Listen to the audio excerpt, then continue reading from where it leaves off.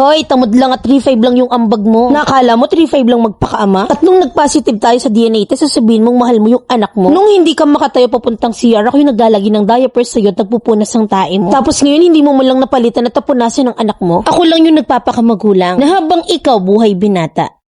May anak kaming babae na 7 months old. Habang nag-scroll ako sa Facebook, nakita ko yung post ng kapatid niya sa mga nangyari ng first birthday party ng pamangkin nila. At nakita ko yung picture ng ama ng anak ko with kabit. Ang sweet-sweet nila pero hindi ako nagsiselos ng dahil lang sa gusto ko siya. Nagagalit ako na kaya niya magmahal ng ibang babae pero yung anak niya hindi niya kayang mahalin. Yung nararamdaman kong sakit at galit na hindi lang bilang babae kung hindi bilang ina. Imagine na birthday party ng pamangkin niya na pinsan ng anak ko. Children party sa Jollibee na imbis yung anak niya yung dala niya doon. Na para sana na ipakilala niya sa family niya yung anak ko, si kabit yung dinala niya. Ang mas nakakainis pa doon, suportado siya ng pamilya niya. Hindi man lang pinaalala sa kapatid nila na may anak siya. Hindi man lang sinabihan na, sino yan, nasan yung anak mo? Na talagang pinost pa ng mga kapatid niya yung picture nila ng kabit niya. Na sobrang insensitive ng kapatid niyang nagpost. Na hindi niya naiintindihan yung pinanggagalingan ng galit ko dahil hindi pa naman siya nagiging ina. Na friend niya pa sa Facebook yung anak ko ha, hindi man lang siya nahiya sa aming mag-ina. Dumaan ng Pasko ni wala man lang regalo sa anak niya, yung pala busy sa iba. Na kung kwentahin natin lahat ng pagbuhat ng lalaking yun sa anak namin, hindi lalampasan 10 minuto. Na noong pinagbubuntis ko pa yung anak niya, sinabihan niya ako na ipaampon yung anak namin sa work niya na kesyo kawawa daw at hindi daw magkaanak. Na before ako mga ask him na kung po pwede bang gamitin yung surname niya. Na kasi ayokong walang middle name yung anak ko. Pero sabi niya okay lang daw na wala yun. Na marami daw walang middle name at normal lang daw yun. At nung nalaman niya na babae yung anak namin, mas lalong ayaw niya raw. 7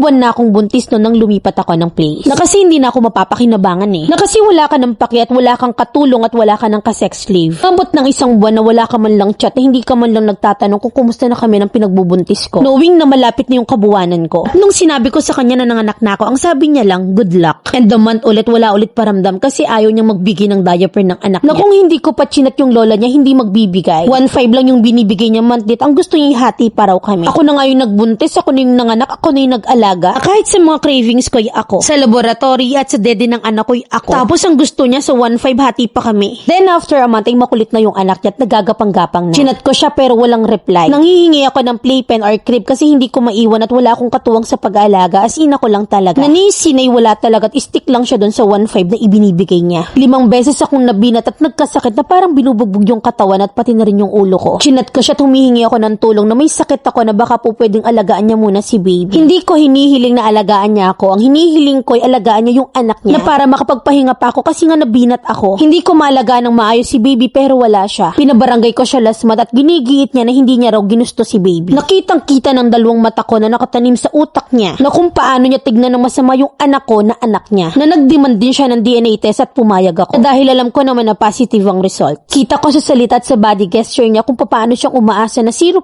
na hindi niya anak si baby. And sadly, hindi pabor sa kanya yung result kasi it's positive. Hindi ko alam kung manhid ba siya para hindi niya maramdaman yung lukso ng dugo. Bulag ba siya para hindi niya makita na kamukhang kamukha niya yung anak niya. At bingi ba siya para hindi niya pakinggan yung mga tao sa paligid niya na nagsasabing kamukha niya yung anak niya. From 1.5 na sustento ay naging 3.5 na nga. Na which is kulang pa rin talaga para sa pangangailangan ng anak ko. Lalo na nga at mixed feed siya. Last week ay nagkasakit si baby at muntik pang makonfine dahil nga sa pneumonia. Wala man lang siyang kusang magdagdag ng pan-check up at gamot ni baby. Ni pang lover x-ray ako pa. Nagpadala siya ng sustentong 3.6, nagad pa siya ng 100. Ano yun? Yun na yung emergency funds na nagkasakit si baby. 100. Tapos malalaman ko na wala pang 1 taon yung anak niya. Na hindi pa nga siya nagpapakaama. Loud and proud ka dyan sa babae mo. Children party na imbes yung anak mo yung dalhin mo, yung babae mo talaga eh. Tapos magtataka ka kung paano ko nasabing hindi mo mahal yung anak mo. Uy, tamad lang at 3.5 a month lang yung ambag mo. Akala mo 3.5 lang magpakaama? Nung hindi ka makatayo papuntang CR, ako yung naglalagay ng diaper sa'yo. Ako yung napupunas ng tayo mo tapos ngayon hindi mo lang napalitan at tapunasan ng anak mo. Tapos ngayon na dahil positive yung result ng DNA test, sasabihin mo na mahal mo yung anak mo. Na huwag kong diktahan ang nararamdaman mo para bang mas may alam pa ako. Sa mga salita at mga kilos na pinapakita mo sa aming mag-ina. Alam ko sinabi ko na hindi mo mahal yung anak mo at ako lang yung nagpapakamagulang na habang ikaw buhay binata. Mamilin marami pa siyang ginawa sa sobrang dami nakakapuno.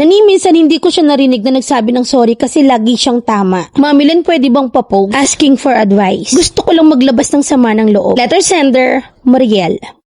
Teka lang, paano ba kayo nagsimula? May ligawan bang nangyari pagpapakilala sa buwat family? Naging girlfriend ka ba, asawa, side chick? Sinimulan mo kasi yung kwento na 7 buwan na yung anak mo. Simula't simula kasi walang amor. Sobrang lala na gustong ipaampon na lang, ayaw ipapilyido, sa pilitang sustento, umabot pa kayo sa DNA. Pero pilit na pilit mo, te. Wala ka bang parents, kapatid, lolo, lola, para ipagsiksikan yung bata sa lalaking yun? Maawa ka naman sa anak mo, lantad na lantad ang pagtakwil, pero ikaw tong pilit na pilit ay pinagsisiksikan. Okay lang sa'yo na magmalimos ng atensyon yung anak mo, hindi ka nasasaktan? Ilang beses ni-reject hanggang huli, gusto mo pa rin i-connect? Kama na yung maghabol ka ng sustento at ipakulong mo pag pumalya. Pero yung ipaalaga mo at humanap ka ng pagmamahal na sa pulay wala, na ipinipilit mo, ikaw yung mali. Huwag mong ipagsiksikan yung anak mo sa hindi siya gusto. Ikaw yung magpuno ng pagmamahal na yun. Mag-move on ka at huwag mong idama yung anak mo. Na kasi kung sa akin yan, hindi ko hihingan yan ng sustento. Pero tingin ko kasi sa'yo, hindi ka titigil eh. Nakakaawa yung anak mo sa ginagawa mo. Huwag mong hayaang lumaki sa ganyang style mo. Gusto mo na mamana ng anak mo yung ginagawa mong panlilimos ng atensyon? Gawin mong strong independent yung anak mo. Hindi yung nagmamakaawa yung atake. Ayaw nga ni, so mag-stop na tayo dun ha. Tama na.